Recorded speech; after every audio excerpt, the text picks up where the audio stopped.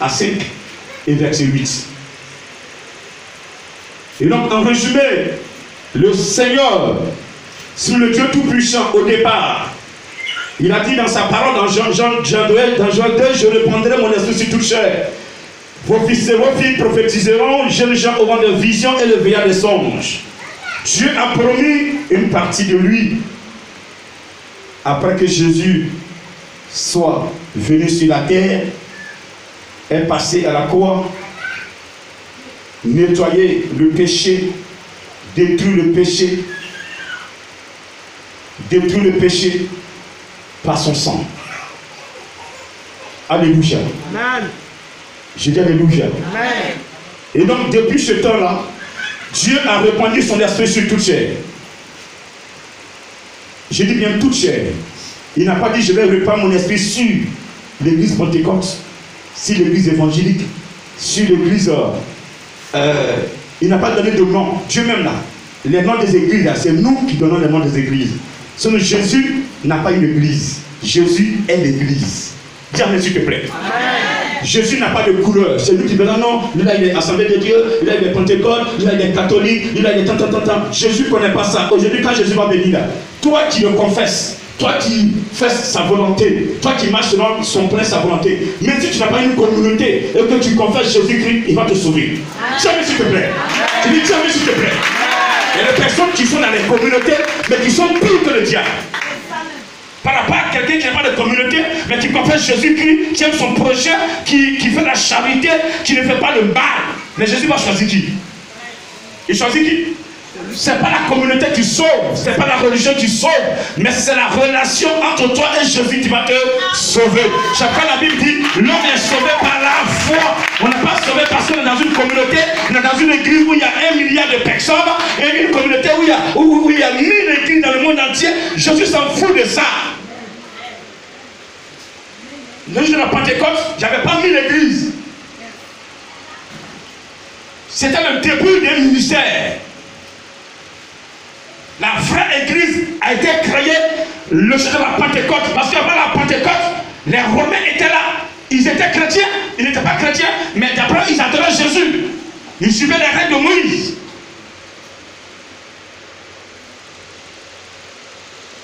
C'était des quoi? Des sacrificateurs. On parle des sacrificateurs. C'est quand dans le bon samaritain, Jésus a confié, Jésus a trouvé le bon samaritain, un sacrificateur est venu trouver le blessé et puis n'a pas pu le prendre. C'est quoi? C'est un prêtre.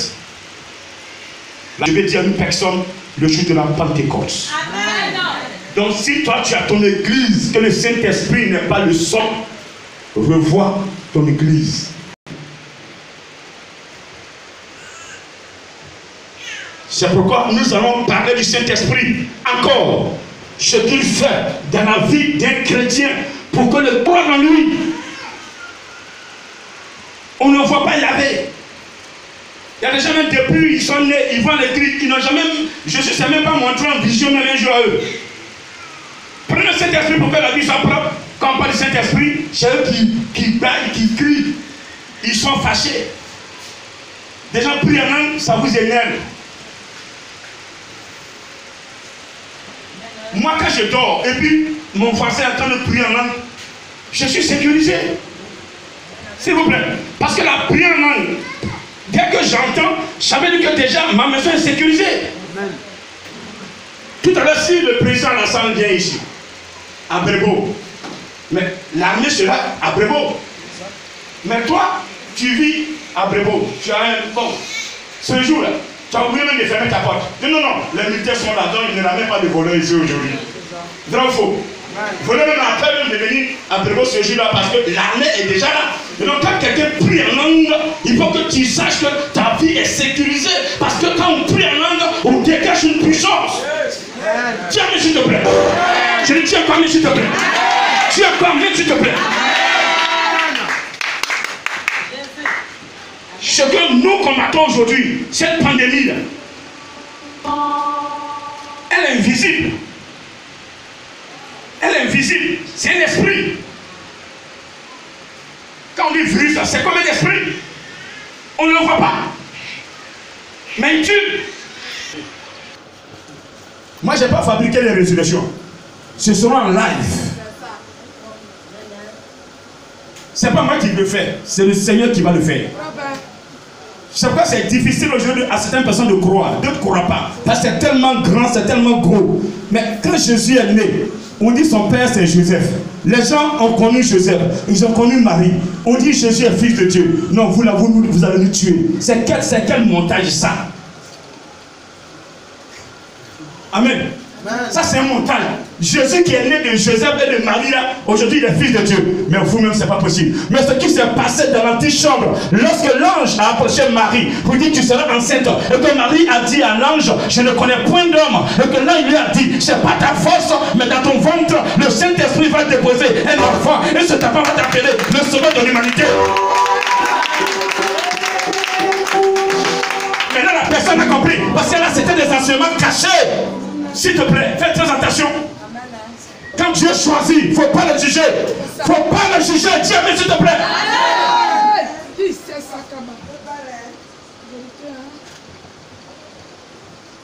Parce que quand Dieu lui parlait, tu n'étais pas là. Quand Dieu le choisissait, tu n'étais pas là. Quand Dieu lui donnait les attributs, tu n'étais pas là. Lui seul les enseignements, tu ne comprends pas. Fléchis genoux, Saint-Esprit. Ce enseignement que ce frère m'a donné, il me dit qu'il est dramatique divin, qu'il est roi en esprit. Moi je ne comprends pas. Je ne comprends pas. Comme un homme peut être roi en esprit, comme il peut être dramatique divin. Et puis il dit non, que lui là, personne ne peut le tuer sur la terre. Est-ce que ce qu'il dit là c'est la vérité? Si c'est la vérité, Saint-Esprit, il faut me montrer. Mais s'il te plaît, quand tu vas voir là, viens me voir. Tu dis grande chaleur, je suis à genoux, j'ai peur de toi. S'il te plaît. Regarde tonton qui a fait ça ici.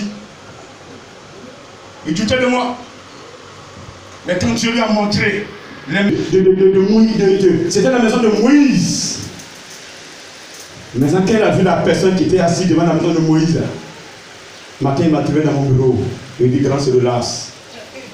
Je ne vous dis pas le reste, qu'est-ce que c'est? Amen. J'ai dit amen. Que Dieu vous bénisse ce matin.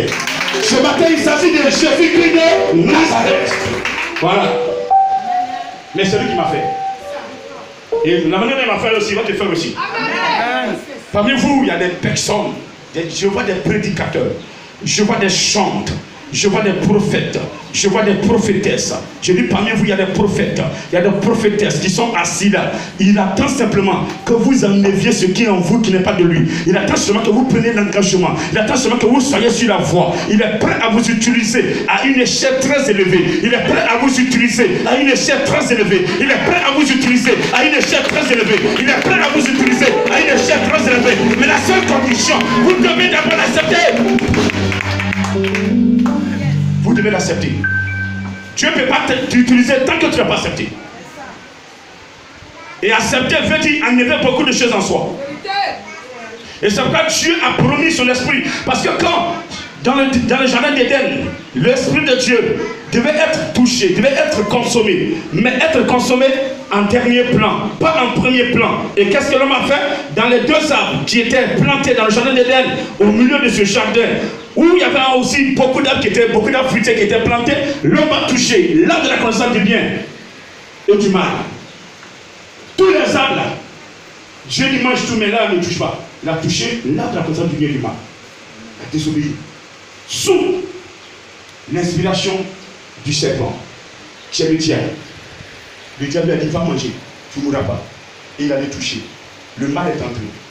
Le bien que Dieu voudrait déposer en l'homme, en prenant l'enseignement de Jésus-Christ.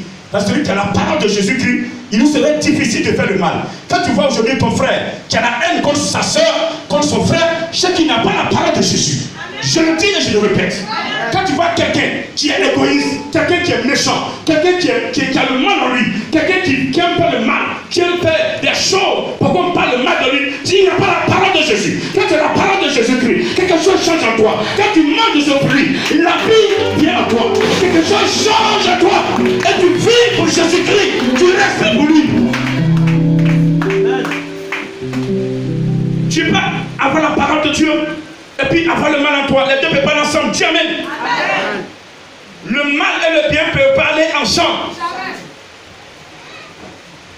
Toi qui as la jalousie atroce en toi ce matin, où tu es prête même ou prêt allez prendre pilon. Tu as déjà fait ton programme. Un jour, quand il va dormir, il prend un pilon pour l'écraser. Tu es diable en personne. Ils ne t'ont pas dit, mais moi je te le dis. Tu es le fils du diable. Ou tu es la fille du diable. C'est pour que tu quittes que je t'appelle comme ça. Parce qu'on doit t'appeler le fils de Dieu. Parce que quand nous prenons Jean 1, verset 12. Mais à tous ceux qui l'ont reçu, à ceux qui croient en son nom, elle a donné le pouvoir de devenir enfants de Dieu, lesquels sont nés non du sang, ni de la volonté de la chair, ni de la volonté de l'homme, mais de Dieu. Celui qui ce matin qui est né de la volonté de Dieu est conduit par l'Esprit de Dieu. Parce que c'est ce que nous enseigne Romains 8, verset 14. Romains 8, verset 14 dit, celui qui est conduit par l'Esprit de Dieu est qui? Il est enfant de Dieu. Quand on dit que tu es enfant de Dieu, c'est que tu, matin avant de sortir de ta chambre, tu dis bonjour à ton père. Frère faux. Je dis frère faux. Tu dis bonjour à ton père. Mais si le matin tu sors de ta chambre, tu ne dis pas bonjour à ton père, c'est que tu es enfant du diable. Ton père doit pouvoir t'écouter. Mon fils, tu vas où? Non, je vais à Gamé. Ok, bon, va.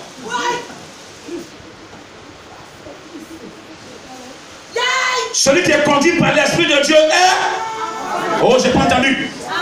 Est-ce qu'on peut répéter 1, 2, 3, celui? 1, 2, 3. 1, 2, 3. 1, 2, 3. Encore plus fort. Maintenant, tu vas changer. Si je suis conduit par l'Esprit de Dieu, c'est que je suis enfant de Dieu. Lui là, il dort, réveille-le. Encore plus fort. Encore plus fort. Mon œuvre est pourtant cette parole sur la vie. Très bien. On va enlever la condition. Enlever la condition maintenant. Moi, Padre dit, mais je suis conduit par l'Esprit de Dieu. C'est que je suis enfant de Dieu. 1, 2, 3. Est-ce que tu vas acclamer le Seigneur ce matin? À cette fois, s'il te plaît. Le Seigneur veut ce matin de vrais enfants de Dieu. Le jour de la trompette va sonner. Ceux qui vont entendre le son de la trompette, ce sont les vrais enfants de Dieu. Dis Amen. Dis Amen. Dis Amen. Je dis dis Amen. Alléluia. Celui qui est conduit par l'Esprit de Dieu est enfant de Dieu. C'est pourquoi là, Yahvé a promis son esprit. Parce qu'il veut que nous tous, nous soyons tous enfants de Dieu. Amen. Et Jésus-Christ va réitérer l'esprit de vérité. Donc le Saint-Esprit est un esprit de vérité. Ça veut dire quoi? Si vous recevez le Saint-Esprit, vous devez aimer la vérité. J'ai pas entendu?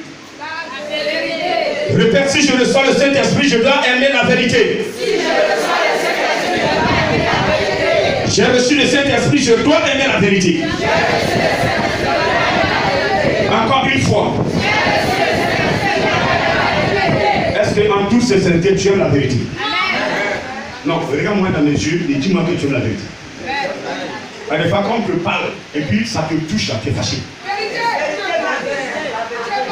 Quand c'est ta vie, on parle là. Et puis tu sois machette pour bouiller la boîte. Mais quand tu t'appelles machin, hé ma tante, tu es béni, tu es la voiture. Tu as dit quoi hein? Vous aimez les révélations. Vous n'aimez pas la parole de Dieu. Vous n'aimez pas la vérité. Le Saint-Esprit, avant de vous donner votre révélation, il va d'abord vous enseigner. Il va vous parler de Jésus-Christ. La révélation est assise d'abord sur la parole. Regardez, le miracle s'assoit sur la parole. Le jour où Jésus-Christ, il devait choisir Pierre comme serviteur de Dieu, comme disciple. Qu'est-ce qui s'est passé? Il est arrivé, il a vu les bacs, il a choisi une bac. Il dit, allons-y en profondeur. Mais avant, qu'est-ce qu'il a fait? Il a enseigné le peuple. Transmis d'abord la parole. Pendant qu'il parlait, le miracle s'opérait dans l'eau. Pendant que Jésus parlait, il était en train de parler de l'homme des cieux. Il était en train de dire des choses de son Père. Regardez, son Père opérait le miracle parce qu'il devait marquer quelque chose. Il devait marquer Pierre ce jour-là. Et donc il disait, pour marquer Pierre, il fallait d'abord que je l'enseigne. Mais pendant que je l'enseigne, regardez, fais quelque chose pour lui. Je vais lui montrer après, il va voir cela, il va toucher. Il va palper ce qu'il va, il va voir. Quand il a fini d'enseigner, il dit Pierre, avançons en plein eau. Mais le père lui dit c'est propre. Donc il doit jeter son pied. Pierre, arrête-toi. Il faut immobiliser la barque. Il faut immobiliser la barque. Jette ton filet. Ah, mais Jésus. Ici, là, je suis passé, revenu, repassé. Il y a un poisson ici. Là. Jésus n'a pas parlé. Quand Jésus lui a donné l'ordre, il n'a plus branché. Pierre a commencé, il regarde Jésus dans la tête copie. La même Jésus l'a regardé là. Sur ta parole, je vais jeter filet là. Sur ta parole, je vais jeter filet. Donc, tu sais que c'est sur la parole de Jésus, donc jette le filet. Quand il a jeté le filet qu'il était en train de tirer là, ça remplit 2 barques. Le miracle vient d'être opéré. Vous voulez des prophéties, vous voulez des révélations. Prends la parole de Dieu. Prends Jésus-Christ, le Saint-Esprit, partout où tu seras, il va t'accompagner. On peut te dire que tu peux être une grande servante de Dieu, un grand serviteur de Dieu. Même tu vas opérer des miracles, les morts vont ressusciter. Et tu ne vas jamais atteindre cet objectif si tu n'es pas dans le plan de Dieu. Dis amen. Beaucoup de personnes comme ça sont mortes avec leur don. C'est parce que Dieu a dit que tu es son serviteur qu'il faut se mettre à faire des conneries. Quand tu es serviteur de Dieu, même déjà, tu te mets à l'écart. Parce que ton comportement est un exemple. Tu deviens la lumière pour les autres. Tu deviens le sel de la terre. Donc la vie que tu mènes, c'est comme tu enseignes les autres à faire pareil. Un pasteur qui a 2 femmes, mais dans l'église, les tontons vont avoir 2 fois 10, 20 femmes. Parce qu'ils payent 10 tous. Toi, tu ne payes pas 10. Le tonton va dire, moi je paye 10 au pasteur. Donc si le pasteur il a 2 femmes, moi je peux multiplier 2 femmes par 10. Ça fait 20 femmes. Une seule femme déjà, pour même manger, il a tout le programme. Les 20 femmes doivent faire quoi maintenant? Alléluia. Alléluia. N'induisons pas les enfants de Dieu en erreur. Romains, sinon, Hébreux 8, Hébreux 12, verset 14. Recherchez la paix avec tous et la sanctification,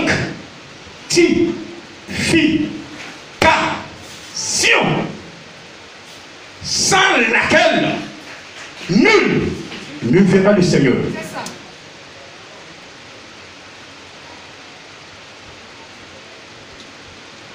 Matthieu 7, verset 21. Ce n'est pas tous ceux qui vont crier Seigneur, Seigneur, qui vont entrer dans le royaume de Dieu. Celui-là seul qui fera la volonté de mon Père. La volonté de Dieu, c'est que nous vivions tous la sanctification. Serviteur de Dieu, peuple de Dieu, ce matin, toi qui veux marcher à la suite de Jésus-Christ, je vais te rappeler, la sanctification est un autre nom de Jésus. Dis amen. Amen. Si vous voulez que Jésus-Christ vous approche, tous les tomberont à ta droite et tu ne seras jamais à terre parce que tu es dans la sanctification.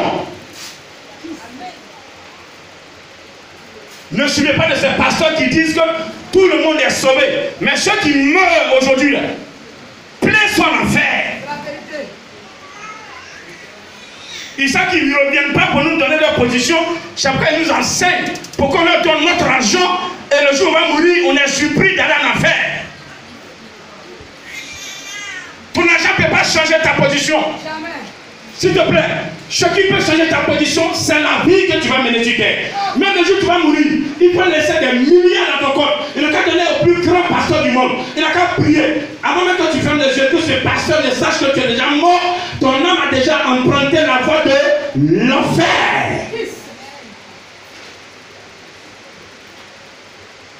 C'est pourquoi Jésus dit que personne ne vous séduise. Prenez le Saint-Esprit qui vous conduira. On a vu un peu qu'est-ce qu'il fait dans la vie du chrétien. On a vu le rôle de Yahvé. Yahvé, il crée. N'est-ce pas? Il commande. Il décide. Et puis il planifie. Il a tout planifié. Certaines personnes disent, mais est-ce qu'on fait la Sainte Seine? Yahvé a planifié, la Sainte Seine aura lieu. Même si la Pâque, à cause de la pandémie, on n'a pas pu faire la Pâque officiellement, mais la Sainte Seine aura lieu parce que c'est un élément capital important. Je vais vous enseigner après l'élément, ce que la Sainte Seine fait dans la vie du chrétien. Quand tu rates la Sainte Seine, tu rates beaucoup de choses. C'est pourquoi il faut se faire baptiser pour avoir droit à la Sainte Seine. Le corps du Christ, qui est le pain que tu prends, le sang du Christ, qui est le vin que tu prends, ont une signification dans ton âme et dans ton corps. Le sang de Jésus-Christ que tu prends renouvelle ton sang. Alors qu'on sait que dans le sang d'un individu, nous avons les émotions, nous avons les sentiments et nous avons la personnalité. Donc tes petites émotions tout le temps, de colère, amen, de colère, de tristesse, c'est toi qui es triste, ton visage est serré comme crabe qui est prêt à attaquer. Tu es dans la maison de Dieu et puis tu es tout le temps triste. On te trouve là, tu es triste. Prenez rien, tu es triste. Prenez rien, tu es en colère. Tu es là, puis tu as peur. La honte. Non, j'ai honte de grand Michel. Mais quand une fille a honte d'un homme, c'est que la fille veut sortir un homme. Vrai ou faux? Oh, dites-moi la vérité, les mamans. Mais tu as honte de dire pourquoi? Madame dit, tu as honte de mon nom pourquoi? La honte intervient quand tu as les intentions. Ah non, j'ai honte. J'ai honte du grand Michel. Je suis marié.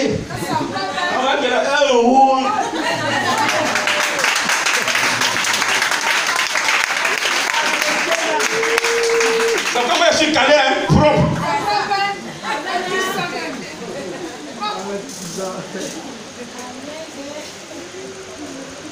Amen. Maintenant, quand tu es entré dans ce domaine, il y a une non ferme. Pardon, priez là. On va mettre ça prochainement. C'est bon. Ah, je vois où tu veux venir. Les tantis qui demandent prier 23 heures là, c'est pas le bon temps. Non, monsieur, j'ai vu même 18 heures, où tu t'es fermé. Maintenant, monsieur, là, je ne vois même plus se voir femme ici à partir de 18 heures. Le culte jusqu'à 17h30, 18h. Le jour, il n'y a plus, il n'y a pas de problème. Après, le culte finit 20h. Le culte pendant l'entrée, 20h15, elle est encore là. Tout le monde dehors. Je suis là, c'est autre chose. Je ne suis pas là, dehors. Non, c'est moi qui fais ça, c'est moi qui arrange le piano, c'est moi. Laissez mon piano, oui. Amen. Amen. Je dis amen. Amen. On met les barrières pour protéger l'intérêt de Dieu. Le diable est malin, hein? Il est très malin. Ce matin, est-ce que tu me comprends? On est possédé par les démons là. C'est Jésus qui nous sort des griffes des démons. Quand on est lié par un esprit, par la sorcellerie, c'est Jésus qui nous délivre. Il nous délivre. Il nous sauve. Il nous gère. Il nous conduit. Maintenant, il te conduit, tu ne veux pas suivre à la fin. Il va revenir dans un autre habit pour te juger. Pendant que j'ai le micro en main, Jésus n'est pas là pour juger. Vous m'entendez? Amen. Pendant que je suis en train de parler là, il n'est pas dans le jugement. Il est dans sauver. Qui sera sauvé? C'est ce qu'il est en train de faire maintenant. Combien de personnes seront-elles sauvées? Mais je vous en prie, toi qui n'as pas suivi les enseignements, qui fais ta volonté,